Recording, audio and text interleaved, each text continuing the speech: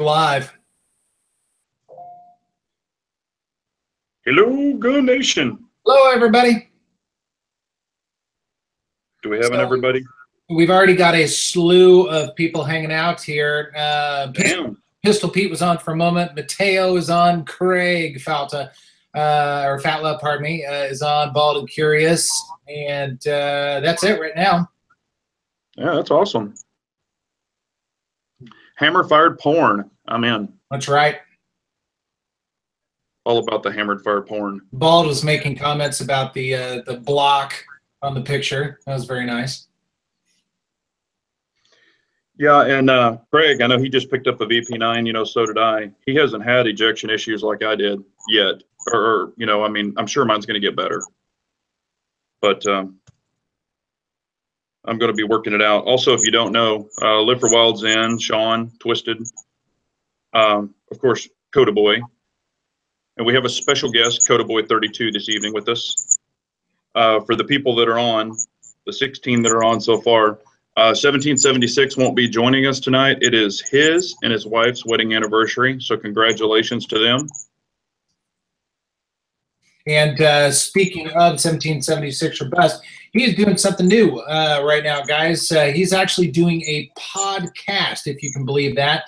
And I would highly recommend you guys go and check him out. And it's 1776robust.podomatic.com. There's your shameless plug for the night. So podomatic.com. Podomatic. Podomatic. All right. I know 1776 needs to get his priorities straight. Absolutely. Yeah. Hey, we just, you know, it is what it is. So anybody have anything exciting this evening? Yeah, where do we want to begin?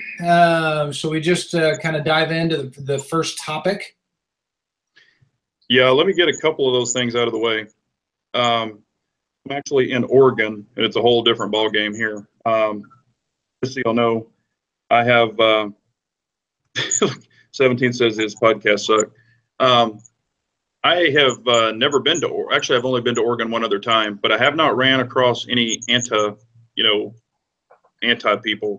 yet. I've seen liberals all over the place, but that's a whole different ball game. But there are weed shops and porn shops galore. They're everywhere. What's cool, there is a person that was doing false valor. He was claiming to be in the United States Marine Corps, and he was taking money from businesses and all this other stuff and going around telling everyone that he was in the Marine Corps, and he got popped. So he is being prosecuted for the fullest extent of the law, which I'm glad about. So there's that. And then also, if there's another channel that's out, and it's called Let Freedom Ping. If you haven't checked him out, please do. Let Freedom Ping. He's doing a 100 sub giveaway. Really nice guy and gal, and they're do a lot of shooting, 50 calibers, all that good stuff. And and he didn't ask for this. I'm just doing it because I do like his channel. So please go over and show him some support. Let Freedom Ping. Nice. I talked to him last week or a week before. Pretty sure. Yeah. You mind if I give a shout out to a channel here real quickly? Go ahead. Go ahead. A good friend of ours, his name is Mike, and he has a channel called Ambiguity. Yep. And he's a super nice guy. I'd appreciate it if everybody just reach out to him and do some subbing. And then Swinger70, a good guy, real good guy. Yeah, and Ambiguity is also a veteran too. Yes, and the boy knows how to handle a cookie cow. Yep. Yep. Yep. But he and I talk on occasion on the phone. He's a real nice guy, but his situation is very unique. He's a homesteader, which is really, really, really neat. And just watching how in the world you survive, and he's doing it for real, guys. I mean, it's amazing. So yeah, if y'all just reach out to him, it'd be pretty cool. Nice, will do. All right, so on to the next topic here. So Big Jonson and I were talking a couple of days ago about gear for guns, as we do often. And we started kind of thinking, you know, we've been talking a lot about things like holsters, whatever, but we haven't really focused on a lot of other gear for guns, and that could be different items to trick out guns, or you know, attach to whatever. We were kind of curious, all of you out there, what type of aftermarket gear, so to speak, that you guys really like for your guns, and whatever kind of guns, whether it's ARs or handguns or whatever the case may be. We're always kind of curious what you guys are into, because that definitely influences us. So what's the word on the street? Word on the street for myself is, and as y'all know, I do like mag extensions. I do like them quite a bit. I don't have to have them. And of course, I do carry spare mags too. And normal EDC stuff, probably like, you know, what average people carry, flashlights, knives, things like that. Of course, a great holster, great gun belt, which is standard. See here, some paracord on some stuff, keychain paracord, stuff like that, you know, standard stuff. I don't have to have tricked out triggers. I don't have to. But I know a lot of people like that stuff too, but that's kind of my stuff, you know. Whatever else might tickle my fancy at that particular time too. I think my favorite thing that I used to, many years ago, I was into tricking out ARs and things like that, and I've gone back, I've drawn it back to more simplistic, streamlined as it goes. I mean, there's only so much shit you can put on top of an AR.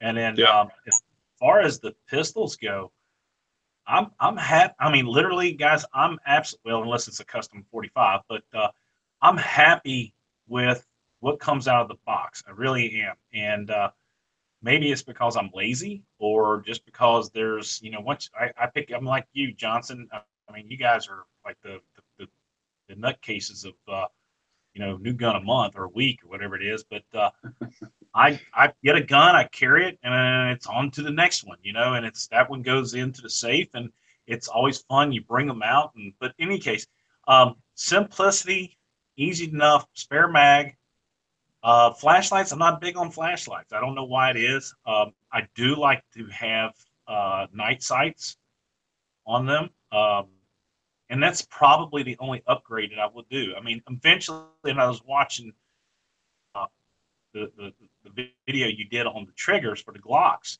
and an excellent video, by the way. You know, maybe one of these days I might and go, okay, you're my special baby, and I will trick it out. But other than that, just put them in, you know, put them out, keep them safe, keep them, you know, simple, like stock, I guess. I don't know. Mm-hmm. I for the most part agree with that. With most guns, I keep them stock. I may change out sights, especially if it's something I may carry, or if the sights just suck. I've got a new gun I just brought into the collection for testing, and the sights are awful. I like the gun, and I'll show you here in a bit, but the sights are not very good. So I may look into some sights on that. But for whatever reason, Glocks, I kind of like throwing the kitchen sink at and trying out and tinkering different things, different combinations of things, and largely because I can do it all by myself. And that's pretty good for me, because I typically can't do that stuff. But for whatever reason, I can take apart a Glock and put whatever different things in there. And usually aftermarket stuff is pretty inexpensive, aside from maybe some triggers, that sort of thing. But even those really aren't altogether that bad, and sometimes it can make a world of difference. I'm tinkering with a lot of spring combinations right now, and trying out some different things like that. So I kind of like messing around with certain guns, and then certain guns like a carry gun or whatever, like a PPS M2 or my Glock 26, I leave totally stock aside from sights. I don't mess with those. I just want them to kind of be exactly what they are out of the box. Sure. That is good. Yeah, it's, you know, and of course sights, you know, I tinker with sights too. Another thing I'm going to be doing is I'm going to be, and of course I will carry a flashlight, but I'm going to be carrying, putting some fiber optics on carry guns and seeing how that goes on a carry gun, seeing how it goes. Also, I did have some questions, you know, that came up, that why I bought the VP9. You know, I've wanted the VP9 for a while. Just wanted to, see if a great price popped up, and it did. It was a 4th of July special, and I've had a bunch of questions on this. I got it for $449 plus a mail-in rebate or mail-in deal from HK for 4 free mags. So, and I've already received my mags. So $449 plus 4 mags, 4 additional mags, you can't beat that. So I jumped all over it. And I think this ejection issue is going to get corrected. I think I just need to shoot it more. And since I've been gone, I've left the slide open all week long in the safe. So maybe that'll help a little bit too. I have cleaned and lubed it, so we're going to give it a shot and see what happens. Can you get a upgraded spring for that? Yeah, you can actually purchase a 9mm spring for it through H&K for like $42. Yeah. But I noticed, when I shot KS's BP9, his was really smooth to rack, very easy to shoot, no issues. But I noticed with mine, with the 40 caliber spring, man, it's really tight to pull back. Of course, because it's a tougher spring, and it does actually have more recoil. You think it would have less, but it actually has more. It's not crazy recoil. I mean, not really recoil. It's just more of a jolt. But I think it's going to be, it'll be fine. But yes, I can get one. And I talked to H&K, and the guy there is trying to see if they get one in the service facility that has to be destroyed, where he could pull the whole assembly. Because I talked to him, and they said, you can send your spring into us, the whole assembly. We will take it apart, put a 9mm spring on your guide rod, and ship it back to you. And I said, what? You don't have them in stock where they're completely assembled? They said, no, it would add more part numbers into our collection. And I'm like, that's crazy. So anyway, that's kind of where I am now. But I'm just going to keep shooting it and see what happens. If it gets better, I'm not going to worry about it. If it gets worse or stays the same, then we'll address it a different way. I just can't see why you don't keep those items in stock. Yeah, well, they do, just the spring, but I've got a video where literally I'm shooting it. You can just see them come out and just hit my forearm. It's pretty weird. So it kind of reminded me of the King TP9SF. I think you made a comment on that as well. And yeah, and I think that's a nice gun too. I actually I had a guy, the SF Elite. That's the one I'm talking about. Oh no, yeah, I thought you were talking about. Okay. No, SF I like, but I actually had a gentleman make a comment. I don't know if you remember the video. I said I'll buy one, but I'm not going to do it until I get the spring right. And by then the charm is gone from it, so we moved on. But one of the guys said, "Well, I like it because I don't have to worry about the guy next to me at the range getting hit with my brass." Yeah. And I was, wow, really? But whatever. Yeah, I've had a different experience with VP9s. Now, mine's a little bit older than Big Johnson's, but and I checked, it's a black spring, but for whatever reason, it must just be because it's older, before they did that switch you were referring to. Mine runs like a clock. So does the SK. They run very well, and I mean they're two of my favorite guns. Yeah, and like I said, I think it's probably going to get better. It was just a really weird shock. I'm the type of guy where, and I'll test everyone. I mean, I just so y'all all know, I took the CZ Tactical Sport Orange straight out of the box and shot it. I didn't even clean it. I didn't do anything. I just wanted to see how it run. Now, I did make sure that the barrel was clear. There wasn't any gunk in it, and it wasn't just wadded with stuff. But I've shot almost every pistol I have straight out of the box. So I thought, well, hey, the VP9 can handle it. And to be shooting it, matter of fact, you'll see in the video I was shooting it. And when I saw it hitting my wrist, it freaked me out, and I wasn't even focused on the target. I'm actually watching the ejection bounce off my wrist. So when I pull the group in, you'll see it's not that great, but I didn't care. I was more concerned about the ejection issue. But like I said, I think it'll be okay. Oh, shit.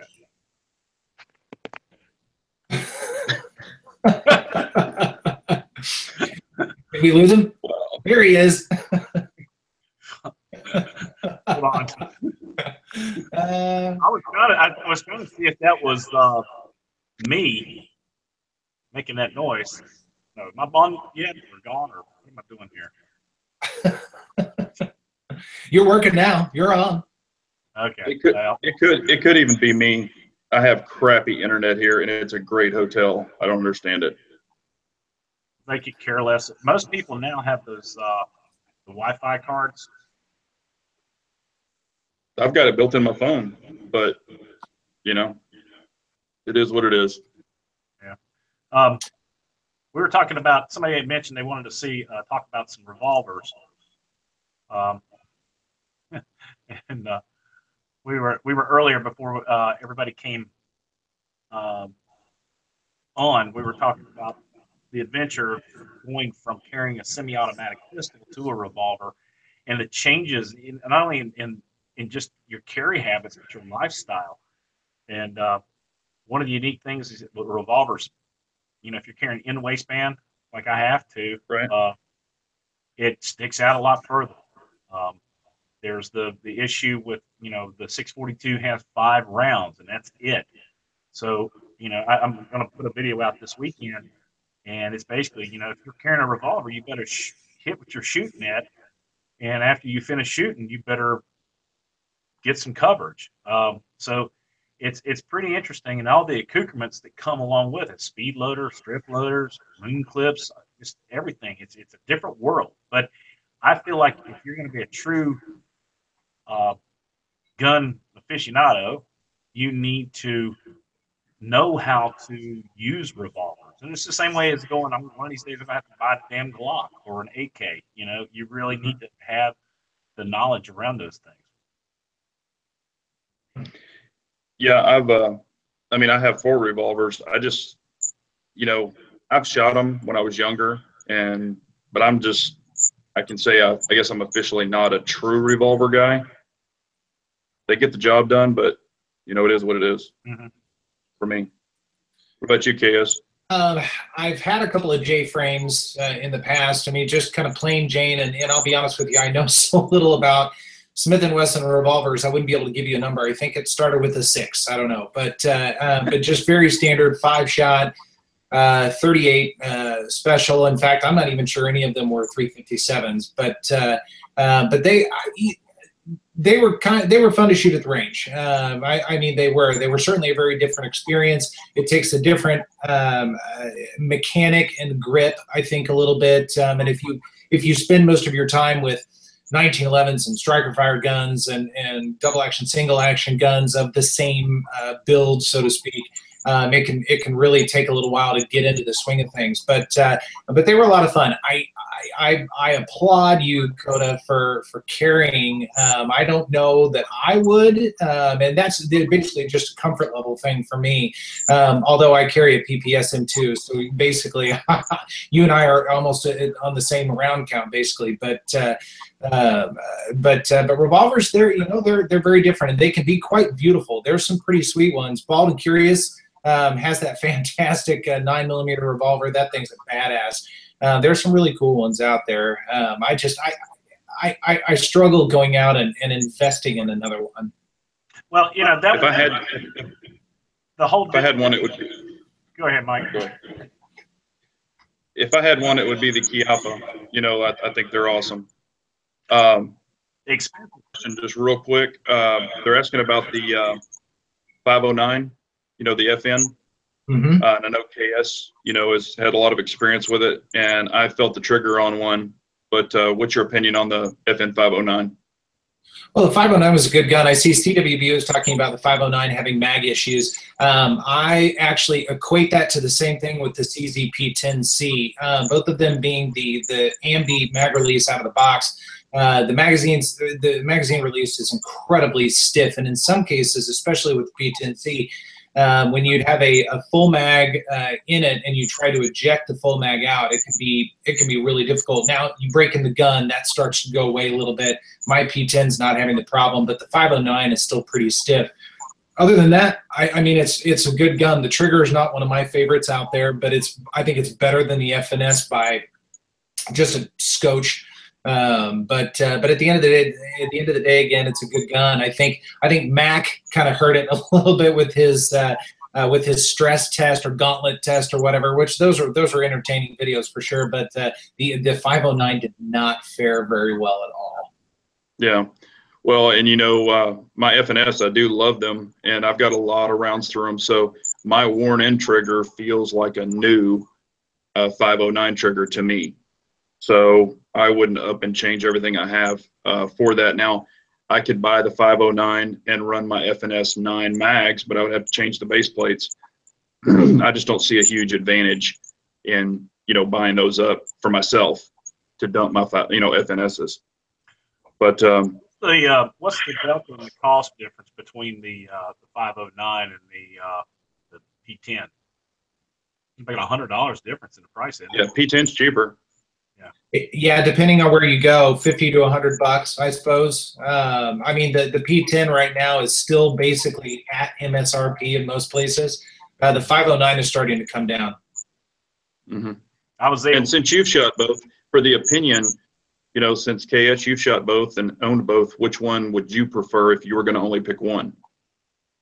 To me, there's no challenge in that. It's a P10C. I think it feels better to me. It's a little bit more reminiscent of a Glock in terms of its grip size, not the angle in the field so much, but the size. And it's incredibly flat shooting. The 509 sits a little bit taller, and it's a bigger gun. I equate the grip to the Glock 17. I never connected with a 17 very well. That grip was just a little bit too big for whatever reason. Didn't fit my hand very well. P10 it's a fantastic gun. Yeah, we do have a question. When is FN going to make a 45 striker fired gun? I love my FNS. And he has like 45 FNX. You know, I don't know. I like my FNX too. I'm sure Kota does too. I think it's a great 45. But I don't know on the 45. I don't know why they haven't brought out a striker fire. That's a good question. I'm sitting here watching NC Civil War talking about the PPS M2 preferred carry load, and that's one of the things I'm sitting here playing with. Are the this is the what are these called? The micro STs, HSTs. Yeah, those things are a hitter, man, and they shoot nice as well. Yeah, I've been carrying HST for ever since I came out, but I carry the 127, or excuse me, the 124 grain, and that is definitely my preferred load. HST. I've never had an issue with them. They shoot in every gun I have perfectly, so that's what I use. What about you, KS? Because they're asking for your PPS also. Yeah, and I answered in text, but I use 6 hours self-defense loads. I really like those. I like the shape of the bullet itself. They tend to feed into everything. I used Hornady for a long time, and I finally ran into a couple of guns where it did not feed very well. So I decided to go something a little bit more round-nosed and just was a little bit more reliable. And those are relatively inexpensive, but they're good loads. I mean, they've been very consistent. I've probably ran through a couple hundred in various guns, including the PPS. They've done well. There's another question about the Smith & Wesson 2.0. Do you guys have any experience with the 2.0? Yes, I don't like it. I mean, personally, the trigger, and I shot one because I was, like, oh my gosh, this is going to be awesome. I love the grip. I think the grip's awesome, but I've got that on my Shield 45. The trigger is great in my Shield 45, which is the same as the 2.0. But I don't like the lack of beaver tail where they cut it off, and I don't really care for the weights up front in the slide. And now, as far as shooting it, I couldn't tell a huge difference. It probably does help some, and I'm not saying it's a bad gun. I just couldn't see getting rid of a regular M&P to buy a 2.0, in my opinion. I saw one in Arms List here locally the other day for $400. And I was very tempted. I didn't do it, and it may still be out there. I have no idea, but I've neglected to do it. I kind of want to try the regular 2.0. I had a VTAC and then the regular standard black model, and they were not the best guns ever. But I'll tell you what, they were fun to shoot, and they were soft shooters. They were a pleasure to shoot, and again, not my favorite guns. I certainly have a pile of guns that I would take before that. But I thoroughly enjoyed them, and I think it'd be kind of fun to try a 2.0, but I've handled them a couple times, and that grip, it's a little more aggressive than I prefer. I'm not crazy about the safety either. I really like the FDE, but that safety's, I'm out on that. Now they say they already have the plugs for it where you could pull the safety and put the plugs in it. So that's, I did that to my 9C because it had the safety on it, and I pulled it out and put the plugs in it. I just don't like that safety on the back personally. They're talking about Freedom Munitions a little bit. I've got to be honest, I've never tried Freedom Munitions before. Anybody have any experience with that? To be honest with you, I have not. What about you, Kota? They're I think that they are the owner of Extreme Bullets, and I've ordered some bullets from them, but I've never ordered finished product from this guy. I know my brother makes a habit of ordering them about 1,000. He's never had any issues. Okay. Yeah, I've heard mixed reviews. Some people love them. Some people don't care for them. Let's see here. 2.0 has problems with, okay. I guess they're saying that the 2.0 does have problems with Freedom Ammunitions, I guess. So, or somebody is saying that. Okay, Sean said that they seemed really dirty to him. Let's see here. Paradox. Yeah. Abandoned 12 said Jarhead 6 did a review on the new PPS that I didn't shoot. When he did the reviews, the slide didn't lock back. I didn't have that problem with my other PPMS2. Yeah, just, on that right there, they're, guys with big hands or meaty hands, and I have this problem too on some pistols. I know other people do. You're going to hit the slide lock, especially a pistol you're not used to. And, that happens. I mean, it happens on my PPQ. It did happen one time on the VP9, but you can work around it. You can just get your thumb out of the way, and usually they get better. So I'm sure that happens to y'all too. The PPS M2 with the painting of the trigger bar on the barrel, and I'm actually pulled one out just to see, and there's a cut in the barrel right there, and I can see just a tad of bare metal, but I don't think it's anything to be worried about. Yeah. But that's the only complaint I keep hearing on a constant. Everybody's talking about the painting of the trigger bar. And one of the guys, I can't remember his name, but he was talking about he'd sent it back and they wouldn't do anything about it. Yeah, it's one of the subscribers that comes on our chat. He sent in his 45. It was a 45, and they wouldn't do anything about it. He had a bad barrel. I was thinking there has to be something to that story. It kills me that they're not helping him out. I don't know if he was shooting reloads. I have no idea. Yeah, it seems surprising. I would think Walther would have a pretty good customer service. I've never heard bad things about him. That's too bad. Yeah, it must have been something really weird. You guys have me curious. I'm going to have to go back and look at my barrel and see. NCC Civil War, sorry, is also saying he's got the same issue. Well, I'll tell you what, shot the living daylights out of this thing, especially in the last 2 or 3 weeks, and it's a joy to shoot. The only issue that I have with it is that when you go to put slide back on, I have to bring the trigger out to clear that trigger bar, little thing in the back, and then it goes in. But I've noticed a couple other reviewers have the same issue. And the only other issue besides that is when I grip it, I have a tendency to push down real hard on my bottom pinky finger there, and that, to me, sometimes I just feel like the damn mag's gonna fall out. It's never fallen out, but it's always on my mind. Yeah, we do have a question. Do y'all think the Shield is worth the hype and fame when compared to the PPS M2? Yeah, it's a good gun. I think personally, and I've had a couple of Shields, and I've had the one PPS M2, which I still have, I didn't get rid of the shield because it was a bad gun. It's a great gun. It's a very good shooter.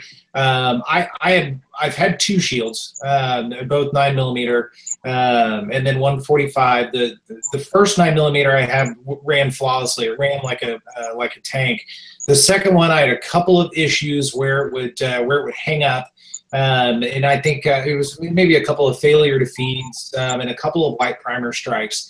And so we tinkered with the springs and that sort of thing, my gunsmith here at Centerfire Shooting Sports.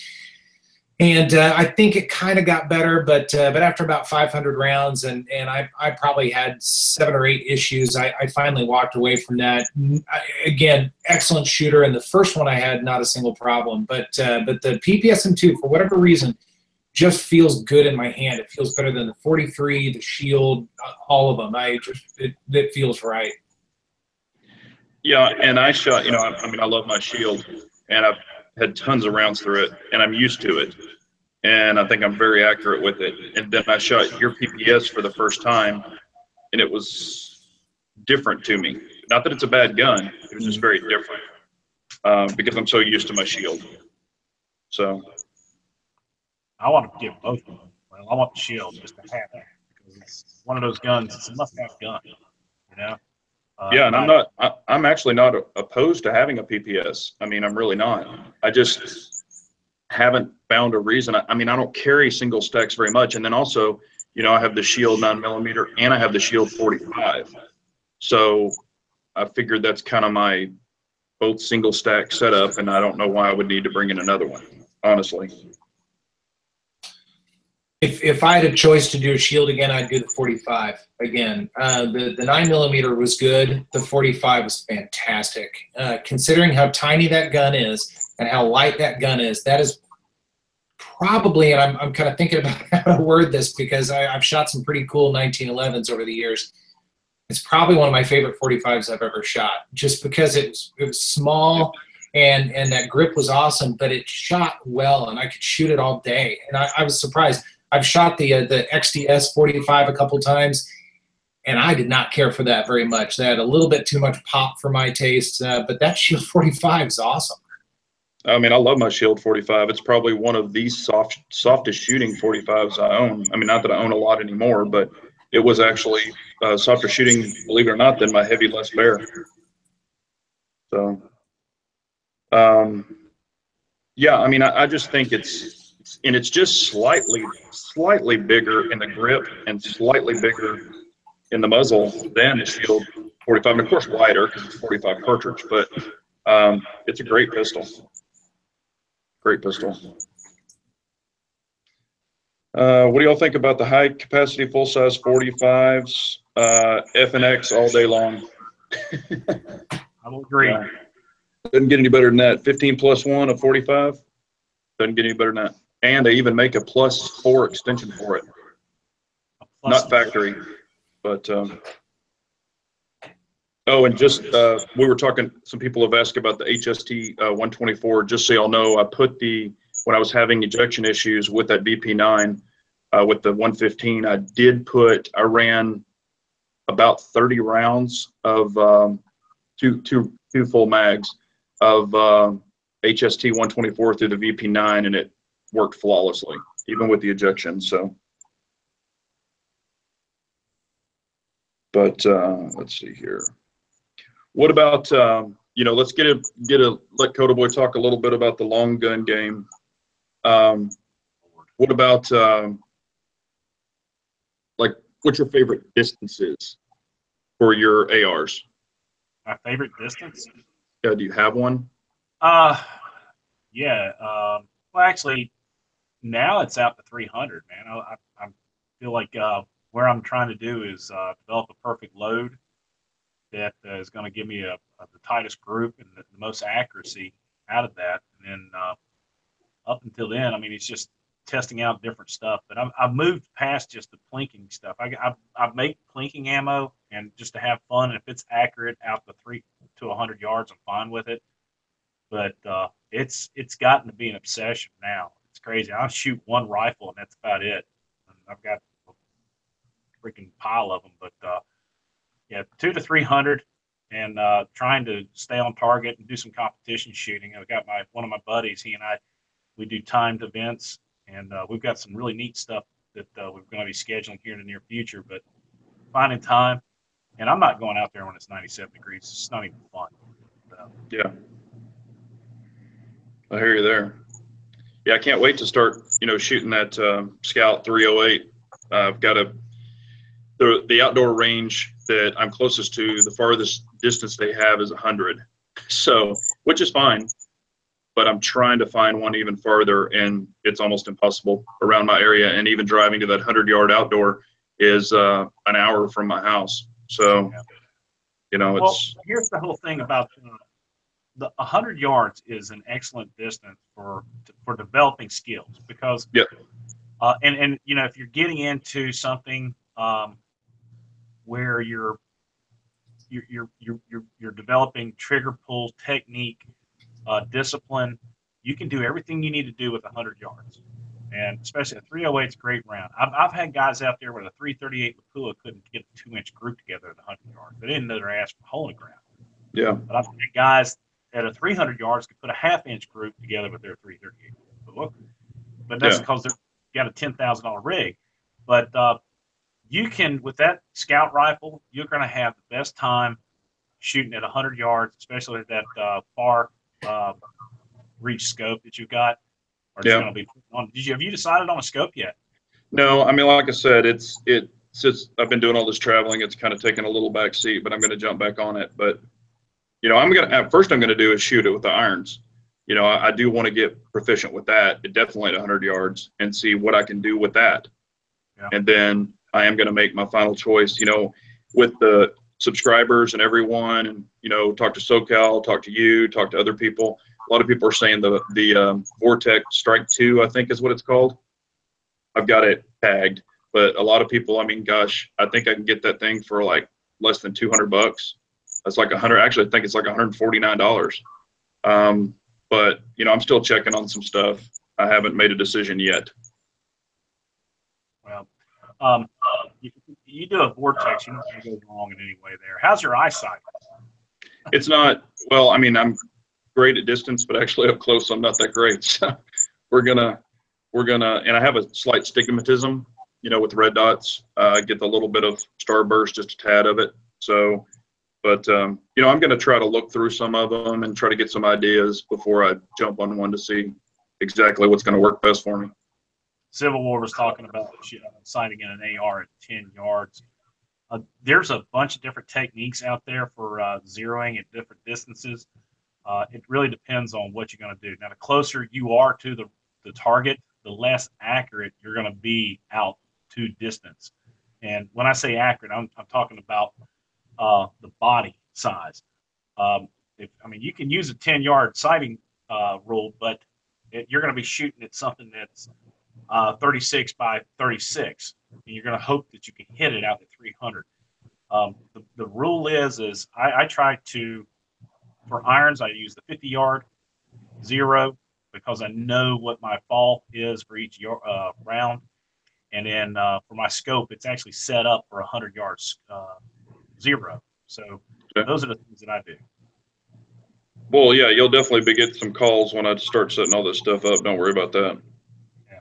Well, I was just answering. There was a question out there. Civil was talking about the different types. And a lot of people, I mean, it's interesting, but a lot of folks have their way they do things. And you know what? I think all of them are great. I have my special way that I do things. And, it may not be the best or the worst. The only thing, the end result is if you can put it on target at the end of the day, then you're good to go. There's a big difference between sitting behind a bench, laying in prone, and having somebody scream in your ear and shit going on around you. There's a big difference. Yeah. Hey, I do want to throw one question that I've gotten your opinion, and, you can voice it again. Okay. On the 308, the new Scout rifle, I have not shot it yet. Okay. What I want to ask all the subscribers who deal with rifles and yourself, on that Scout rifle 308, do you think I need to season the barrel? I want to hear from Mateo. I want to hear from some other people out there too. Do I need to season that 308 or just load rounds in it and go shoot it? because you're going to get opinions both ways. But I just am curious what Mateo might say. KS, what do you think about it? Sorry, I was typing. I missed the question. I apologize. Okay, on a rifle, when you buy a new rifle out of the box, you need to season it, which means like clean it, shoot one round, clean it, shoot another round, clean it, shoot another round, etc. Well, being the rifle expert that I am, I know you were saying seasoning. I was thinking salt and pepper. I know so little about rifles. It's comical. I've owned exactly one AR, Franklin Armory AR. It was the full billet freak out thing, whatever. It was a beautiful rifle. It was very nice. It was a lot of fun to shoot, even though that handguard got so damn hot. After about 100 rounds, I didn't want to shoot the thing ever again. It was I don't know. I don't know why they built it the way they built it. But no, I learned how to clean it, and I took it apart and I cleaned it, and I went to the range and I shot whatever, a couple hundred rounds after taking a break a few times to let it cool down. Then I took it home and I cleaned it and I said, I've done it. That was fun. Now I'm going to sell it, and I'm going to go back to handguns where I belong. I'm just not right. For whatever reason, rifles I don't connect to. I mean, if I'm going to do a rifle, I'm going to do a good bolt action rifle that I can sit down and relax, and I can just shoot and try and aim and go for a little bit of distance. I'm not going to do the kind of the AR type stuff. It's just not for me. But as far as cleaning goes, I clean it. I would clean it the exact same way I'd clean a pistol after every time I shoot. Well, I've had friends who, they'll shoot one round, clean it, one round, clean it, and they'll do that 40 to 50 rounds. And I don't have the patience for that. But here's some answers real quick. Wicked Sensation says, shoot the damn gun, season your food. I was going to add to that. And you know what? There's some, I did a video probably about a year or more ago, and I'm getting my ass handed to me because I took a brand new AR-15, it was a Palmetto State Armory, and I'm out there and I was, doing this thing. You want to, do denatured alcohol, swab it and everything. And then people are like, that's the damn AR, screw it. Well, you know what? Here's the process. I was showing the process, not necessarily take your brand new AR. I don't care. If you want to go shoot your AR, you can go to do the shit out of it. But the thing is, if you've got a $3,000, $4,000 rifle that your intent is to shoot precision, then you need to go through the proper processes of breaking that barrel in. And that's cleaning, swabbing, fire. Clean, swab, dry, fire. I mean, there's all kinds of processes that you can go through. If it's a $500 scout rifle, and it's got a, what length is that barrel? Did you say it was 16 or 18 inch? It's 18 inch, but it's got the AccuTrigger. I mean, it's a floating barrel. It's a nice rifle. Yeah, but it's a nice rifle. I mean, here's the deal, man. It's completely up to you. If it were my rifle and I just spent $500 on it, I would do it. Screw soaking. Yeah, I mean, it probably won't hurt anything. I'm not going to do 40 or 50 rounds. No, you can do 10, 15 rounds, and all you're doing is you're creating the lands and making sure the grooves and everything are swabbed out, ready to go. You don't want debris. I mean, people are funny. They're like, well, the factory fires it. And I say, that's true. Sometimes they do on the ARs. You get a precision rifle, you're going to go through that process. I don't care who you are. Yeah. Unless you're SoCal says, clean it and shoot the F out of it and repeat. It's not a 5,000 sniper rifle. And then, Bald and Curious is saying, the Marines set it in at 33 yards. And then, of course, we've got 22 Attic, Mac never breaks in a gun, I mean, on my ARs, I've, on one, I seasoned it. The second one, I didn't, and I don't know if I can really tell a difference in accuracy, but of course, I mean, I don't know. I might play with it a little bit, maybe 5, 10, 15 rounds, and then I'll be done. I'm not going past that, I promise. No. And, I mean, here's the whole thing. If I'm going out, I'm going to do like a Douglas barrel where, you got $400 or $500 just for a barrel. I'm going to do what I got to do to make myself feel comfortable that I've done my due diligence, and that's what I'm going to do. Yeah. if it's a $500 AR, go shoot the shit out of it, man, because you're gonna get a 10-inch or a 5-inch group at 300 yards, regardless. But what we're talking about is actually creating a 1-inch group at 300 yards. That's the difference. Yeah. Right. Okay. All right. It's okay. I was asking me, is the barrel lined? And to be honest with you, I'm not going to sit here and lie to you. I really don't know. I mean, I need to look it up and see. And that's what I was going to do prior to actually going and really, putting some rounds through it. I was going to really see what all it's made of. If it's chrome lined, whatever it is. And I just wanted the rifle. Huh? You got your ammo picked out for it, or what are you going to shoot in it? No, I haven't. That's what I'm saying. I have some 308 ammo, but it's just regular, it's not target grade or anything like that. And I want to run some junk through it. I want to see what it'll handle. I mean, this is strictly a test for me. I'm not going to be the, sniper with a scout rifle. That's not me. So I'm sure I'll get multiple ammo and try it just to see what shoots the best in it. That'll be fun to see, because you're pretty good on the pistols, and it's always interesting just to expand the horizons, and move out to different realms. That's the venture of the gun. It's awesome. Well, I mean, I really miss the rifle and I miss the shotgun a lot, because but at the indoor range, I'm not going to go in there and blast a shotgun. It's just dumb. Or an AR, or a 308 in a damn 25-yard indoor range. It's just, and I have yahoos beside me that do it, but I'm not going to be that guy. What do you think, KS? Well, I'm with you on the whole range thing. I'm not real fond of people on the right or left of me shooting, 308s or ARs or AKs or whatever it is. Because I'll tell you what, inside with those walls right beside you, that sound is incredible. And it can hurt quite a bit, but actually it shakes the camera a little bit too. But I may someday venture back into the long gun game, but I'm a pistol guy. Pistols for me, that's where it's at. Yeah, and that's my love. But that's what I'm saying. I did rifles first, shotguns, and I did pistols a little bit. But I grew up with rifles and shotguns, so I want to kind of get back into that. Mateo said the the Savage is listed as just carbon steel. Kotaboy. Yeah, well, even still, I think that putting the thing through its test and runs, because what you're trying to do is you're trying to get all the solvents, like the cosmoline, the shit out of there that can actually boil steel.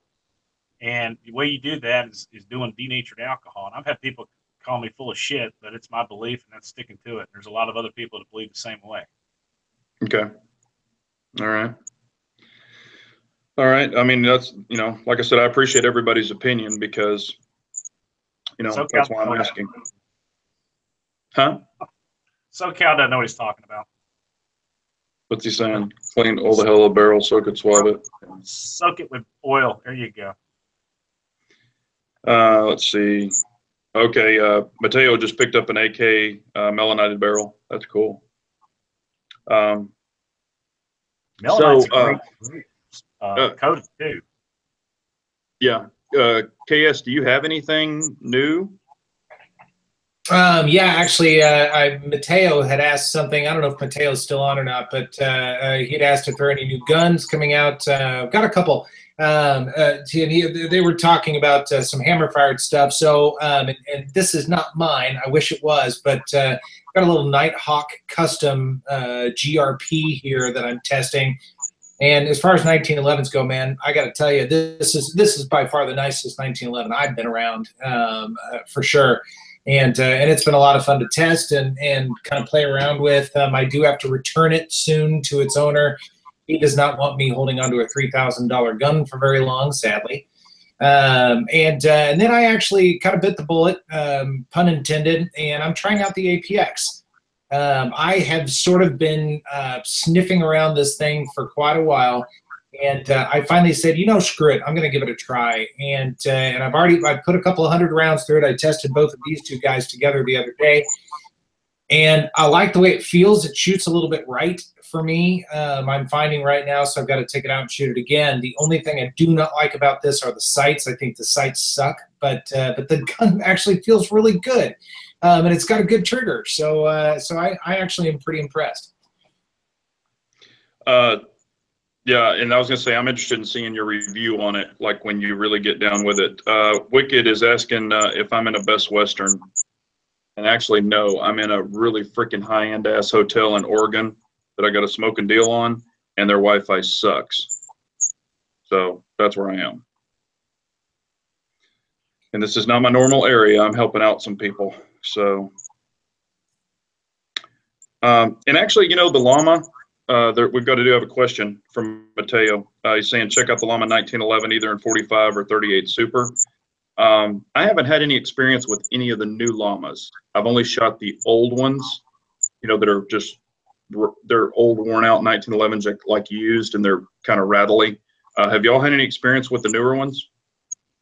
Mm-mm. Nope. Yeah, I never have. I guess Mateo's saying that they're pretty good now. I haven't had any experience with them at all. I used to love, my dad had an old llama, and that thing was an old battle ride, man. It would, but it shot, it never failed, but it was just not very tight, but it was fun to play with. Yeah, Bald and Curious says he has a bunch of guns coming in. It just takes forever in New York. Yeah, trust me, 17 deals with that crap. Yeah, I think he's still got some. He's got some that he's waiting on his coupons for. His coupons. Yeah, he's been waiting for like 2 months. Yeah, he's been waiting forever. And CWB is saying his brother lives in Oregon and can't carry there. Yeah, I actually, they don't recognize my Texas CHL, so I couldn't bring my gun. Yep. So I'm not happy about that. Again, as they're so peaceful up there, you don't need a gun. Yeah. Yeah. Well, and you know, in all fairness, since I've been here this week, I haven't seen anything shady, you know, but you never know. But there was, you know, they did have an incident here not too long ago recently. But Paradox is asking you a question, KS. Any update news on the H9? Not yet. I've talked to both my my guys here in town, Centerfire, and then one other place, and they are still keeping an eye. Both distributors, and they I guess it's going to 5. I think it's either 5 or 6 distributors total nationwide, and the 2 that both of them are affiliated with right now are still showing goose eggs. But I'm hoping we see it here pretty soon. I mean, it's basically just, you know, you get the call when you get the call, and that's pretty much it. They've been advertising a lot of pictures on their Facebook page, a lot of production pictures and that sort of thing. So I'm hoping they're gearing up for it. I can't wait to get my hands on the damn thing, but hopefully Hudson will have enough production. Hopefully they'll do better than CZ did with the P10.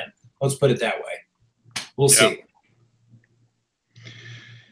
Yeah, and let's see here. There was a question. Yes, CWB, I am in Portland, Oregon, so that's exactly where I am, and I've been driving, or, you know, we've been 2 hours outside of Portland either way, so all over the place.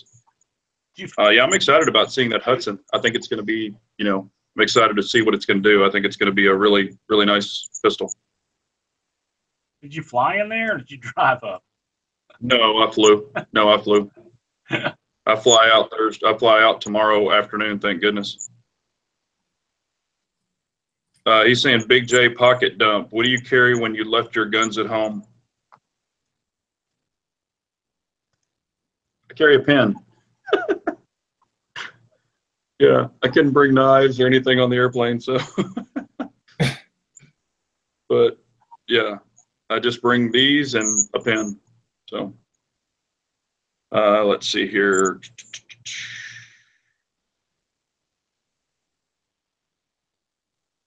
Yeah, and you know, there's only 4 states that don't recognize Texas CHL, and I happen to be in one of them right now. Let's see here. Okay, we can't have silence. Somebody talk. I go ahead. That's not a good thing. Yeah, I was looking at these guys that were talking about Chicago, and I just want to say, you know, I actually worked in downtown Chicago for 3 years, and I walked past the Bean every day for work. It was, of course, I lived on Lakeshore Drive, so it was a I did not experience any of the bad sides of Chicago. So you just stay out of sight, out of mind when you're up there. You don't have to worry about anything. But you know, one of the funny things is I got on the train and went down to Hyde Park, and my coworker called me and he said, "Where you at?" I said, "I'm down in Hyde Park." And he goes, "Get on the train and head north now." And I said, "Why?" He goes, "Look around, dumbass." And yeah, he was right. Yeah.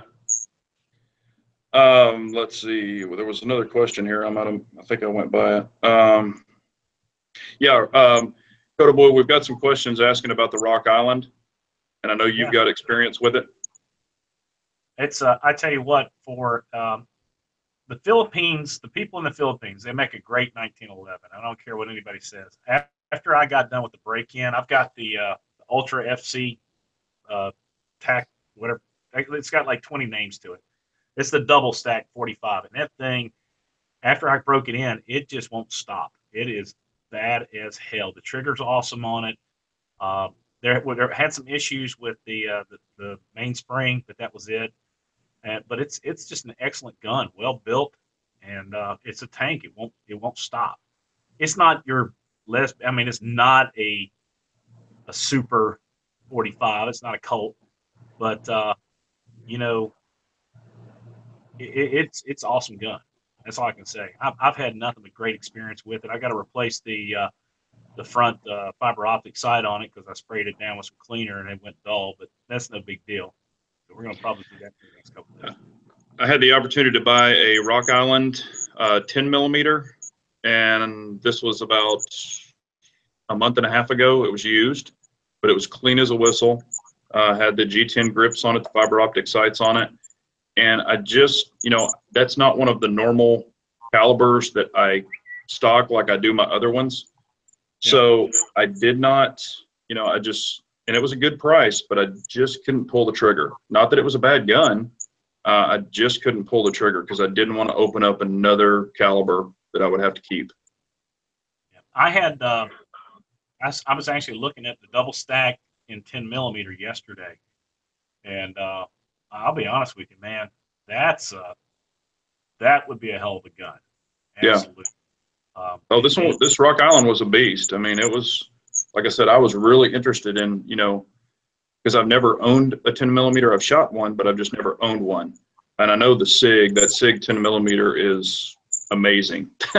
But that thing, you know, I was like, okay, I can get to the Rock Island for this price or the SIG for this price, but you know, the ammo's expensive, and you know, I know it's not 10 millimeter is different from a 45, but you know, I was like, I already have plenty of 45 and 45 guns, so you know, I just couldn't pull the trigger. Well, I'll tell you what, that 220 and the 10 millimeter that SIG has, for the extra $500 or $600 that you're going to pay for a gun, it is beautiful. That's a beautiful gun. Yeah, it is. And they even had it in the camo. It was all camoed out. That thing was just incredible. There's a couple of guys. You got Mr. Holster and then Ed USFAF. He's got one as well. And it's just, they're monsters to shoot. And I got to shoot Bad Billy's up there when I was in Detroit. And man, what a handsome gun. He had the SIG, not the SIG, but the Glock. Yeah, the Glock. And man, it was awesome. Yeah. Yeah, and Joey says he has a 10 millimeter or that 220 and 10 millimeter, and he loves it. And I know that Mateo, he said, okay, 10 millimeter makes you forget about the 45. Like I said, that's probably what I'm afraid of. I'd end up starting to buy a bunch of damn 10 millimeters. So you see that right there? That's all 10 millimeter brass. So wow, that's one of the joys of reloading. Is it you're not paying $1 a round at the end of the day, and you don't save any money doing the reloads on 9 millimeter. Where you save it is doing the 45s, 10 millimeters. You know, the expensive rounds. Yeah, but definitely. If you're going to shoot 10 millimeter, it's worth it to go out and buy you a single stage press and get into it. Yeah. Have you shot 10 millimeter KS? I never have, actually. I never have shot 40, shot 357 SIG. I've never shot a 10 millimeter. Yeah. Oh, and real quick, I guess, let's see, we got a bunch of people on here. if y'all haven't checked out Let Freedom Ping, it's a newer channel. He's got 100 subs giveaway. Really nice guy. He's not asking me to do this, but you know, he shoots 50 BMG and a bunch of other guns. I think it might be him and his wife or him and his girlfriend, but really, really nice guy. And you know, go over and show him some support. I mean, I think he's not just one of the blah blah blah channels. He actually does a lot of shooting. So if y'all haven't subscribed to him, check out Let Freedom Ping. Will do. Will do. We are going to have to shut it down here pretty soon, unfortunately. In fact, here in just a moment or two. But real quickly, well, there are 51 of you watching. By the way, that's outstanding. We appreciate each and every one of you guys coming on. As always, I've seen some new names, and of course, everybody who joins us every week. It's so much fun to talk with you guys, interact with you guys, and we learn a lot from you. And you guys inspire us to do different things on the channels. So we appreciate that very much. Don't forget 1776. He'll be back next week, of course. And he's got that podcast on podomatic.com. Check that out if you can. And that's my shameless plug for him since he's not going to be here. You guys want to say some final thoughts? Well, I want to appreciate, I appreciate Kotaboy jumping in and being our guest tonight. You know, great guy. Of course, has a great channel. You know, we've got a lot of respect for him and appreciate everything he does. And, you know, of course, KS, I appreciate you, and 1776, and, of course, all the subscribers. You know, I mean, if it wasn't for them, hell, we'd be sitting here talking to just us. So, you know, we definitely appreciate their support so much. Cut it. All right. Well, yeah. Again, thanks for everybody who came over to visit the chat tonight. And sorry I didn't post a link. I actually shot that video from my car sitting in front of Walmart. But anyway, thanks a lot for everybody coming out. Again, did a shout out for Ambiguity. If you guys would, he's actually in the crowd somewhere in here. And also pray for C-Max. He's a good friend of the channel and the community. He has been struck with some cancer. And we pray for a quick recovery and kick ass and fuck cancer, pretty much. And, shoot it in the face. And I do have a pretty mouth. Hey. Yeah. But anyway, guys, thank you very much for inviting me and letting me join your party, man. I appreciate it. It's been a lot of fun. Absolutely. Sure, it's been a pleasure having you as always. This is round number 2, and we will definitely see you again on the chats for sure. So once again, everybody, thank you so much for joining us. We really appreciate it. And we look forward to seeing you guys again next week. So carry on. I'll appreciate y'all. Y'all take care. Be safe out there. Be good. Later.